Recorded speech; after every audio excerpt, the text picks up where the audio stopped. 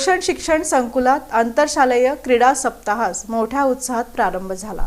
महाराष्ट्र राज्य पद्मशाली संघम आणि Lions club Solapur सेंट्रलच्या वतीनं रोशन शिक्षण संकुल सोलापूर इथं आंतरशालेय क्रीडा सप्ताहाचं उद्घाटन मोठ्या उत्साहात करण्यात आलं।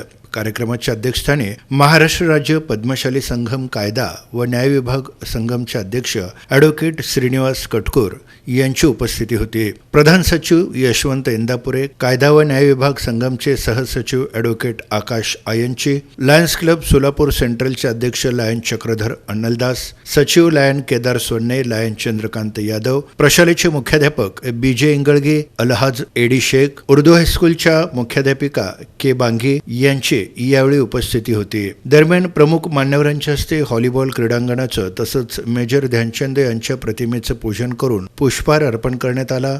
यावेळी ॲडव्होकेट श्रीनिवास कटकोर यांनी सर्व खेळाडूंची ओळख करून घेतली आणि सर्व खेळाडूंना पुढील वाटचालीसाठी शुभेच्छा दिल्या। चक्रधर अन्नलदास यांनी यावेळी खेळाचं महत्त्व स्पष्ट केलं। कार्यक्रम यशस्वी करण्यासाठी संकुलातील मराठी आणि उर्दू विभागाच्या सर्व शिक्षक, शिक्षकेतर कर्मचाऱ्यांनी परिश्रम घेतले। मुख्याध्यापक इंगळगे यांनी आभार व्यक्त केले।